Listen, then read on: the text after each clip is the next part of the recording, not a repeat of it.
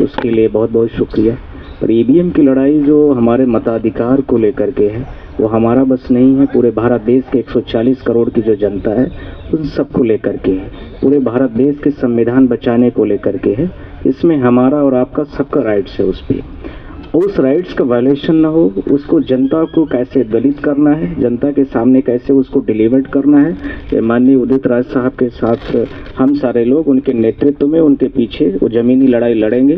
Court में हमने उनसे कमिटमेंट किया है कि कोर्ट वाला काम हम लोग संभालेंगे। जो सीनियर्स लॉयर्स हैं वो भी सब तैयार हैं, हम उनके साथ में सब लोग खड़े हैं और इसमें माननीय दिग्विजय साहब भी तैयार हैं और भी जो इंडिया अलायंस है वो सारे लोग भी, लगभग उन लोगों से बातचीत चल रही है। इसको बहुत बड़े पैमाने पर लेकर के चलने की तैयारी है। अब मैं आ रहा हूँ कम टू द पॉइंट्स पर। थोड़ा सा मैं आप लोगों को 2 मिनट में एक ब्रीफिंग दे रहा हूँ।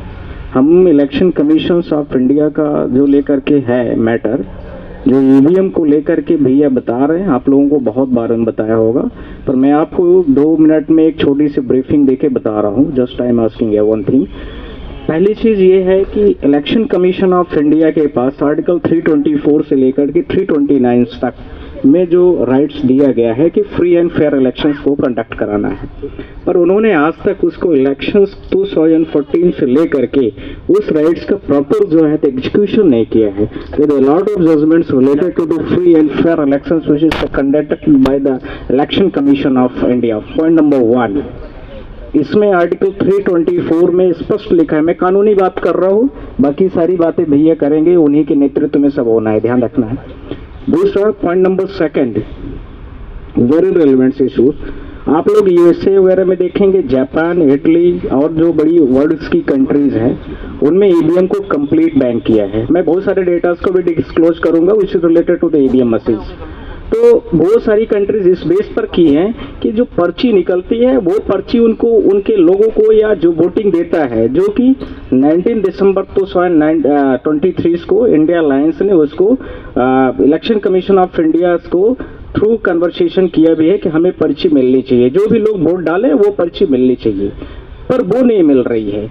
यदि हमें किसी भी व्यक्ति, आप में से किसी व्यक्ति को कि हमारा वोट पर्टिकुलर व्यक्ति को गया हुआ है कि नहीं गया है, यदि हम जाए उसको किसी कोर्ट में जाना चाहते हैं तो वो नहीं हो सकता है, बिकॉज क्योंकि हमारे पास वो पर्ची दिखती नहीं है, हमारे हाथ में फिजिकली नहीं मिलती है, वो सिर्फ और सिर्फ वीवीपैट में मिली और अंदर चली गई।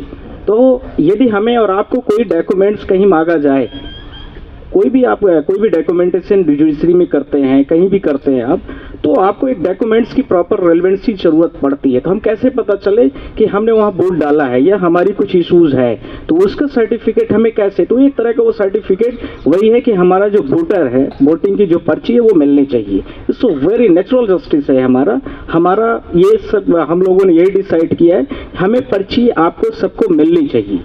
There is 4 issues to be raised by the USA world की इस पर सबसे अच्छी कंट्री मानी जाती है, टेक्निकली भी मानी जा रही है और डेमोक्रेसी कंट्रीज के मामले में भी काफ़ी अच्छी उन्होंने 4 चीज़ों को इश्यूज को रेज किया। पहले सिक्योरिटी पर्पज, तो सिक्योरिटी पर्पज में हम और आप टेम्परिंग नहीं कर पाते, मान लीजिए हम नहीं कर पाते हैं, पर हमसे ज़्यादा जो स्मार्ट वर्जन के लोग हैं वो कर लेते हैं। पहले के ज़माने में और आज के ज़माने में काफ़ी चीज़ों के जनरेशन का भी फ़र्क है, हम आप सारे लोग उतना नहीं समझते हैं। तो बहुत सारे लोग जो स्मार्ट वर्जन के लोग हैं वो ईवीएम को टेम्पर कर सकते हैं। और भाई साहब ने ये देखिए सारे ये डिब्बे भी रखे हैं जो वीवीपैट को ही शो कर रहा है। तो ये डेमो की तरह वो भैया जो आदरणीय बड़े भाई साहब उदित साहब हैं उसको बार बार उठा रहे हैं, जनता तक आप लोगों की बात को पहुँचाए। तो यानी वीवीपैट सिक्योरिटी पर्पज से लेकर के जो सुब्रमण्यम स्वामी का जजमेंट था जिसमें वीवीपैट को लेकर सुप्रीम कोर्ट ने बोला था कि वेरीफाइड होना चाहिए, तो उसको लेकर के है, पर वो भी टेम्पर्ड हो रही है, ये मतलब है। तो जब ये टेम्पर्ड हो रही है तो इसका मतलब है कि इसमें छेड़छाड़ होने का पूरा स्कोप है। तो ड्यू टू रीजन आप कि ये इनसिक्योर्ड है, इसको लेकर के जर्मनी एक कंट्री है वर्ल्ड की, आप लोग जानते हो बर्लिन उसकी कैपिटल भी है, उसने इनका यहाँ का डिटेल से कोई लेना देना इनको नहीं। ठीक है, मैं लास्ट कंक्लूड के लिए दे रहा हूँ। केवल लेना देना यह है कि ईवीएम के नहीं होना चाहिए, बैलेट पेपर से होना चाहिए। करेक्ट। तो इनके कंजम्पशन का ये लास्ट यही है कि हम सारे लोग अब लड़ाई जो लड़ रहे हैं 3 पिटीशन हो गई है हमारी, 1 पिटीशन डिसाइड हो गई है जिसमें मध्य प्रदेश हाई कोर्ट को, छत्तीसगढ़ हाई कोर्ट को डायरेक्शन हो गया है कि प्रॉपर इनका जितना भी कंप्लेंट्स है वो होना चाहिए, और वो कंप्लेन इसी से रिलेटेड है जिनकी मैं बात कर रहा हूँ। पर्चियों को लेकर के है, टेम्परिंग को लेकर के है, ब्रॉडकास्टिंग को लेकर के है, और हम लोगों ने ईवीएम को बैन करने को लेकर के जो थोड़ा मैंने बैकग्राउंड से बताया वो सारी चीजों को लेकर के दोबारा ईवीएम को बैन करने को लेकर के केस में आ गए हैं, और उसमें बहुत जल्दी से सुनवाई फिर से शुरू होने वाली है।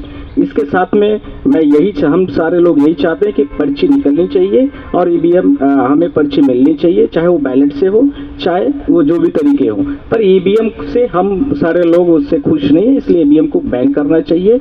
यही हमारी लास्ट प्रयास है, और हमारा आपको सबको पर्ची मिलना चाहिए, जो हम बैलेट डालते हैं उसी के हिसाब से हम सारा रिक्वेस्ट कर रहे हैं।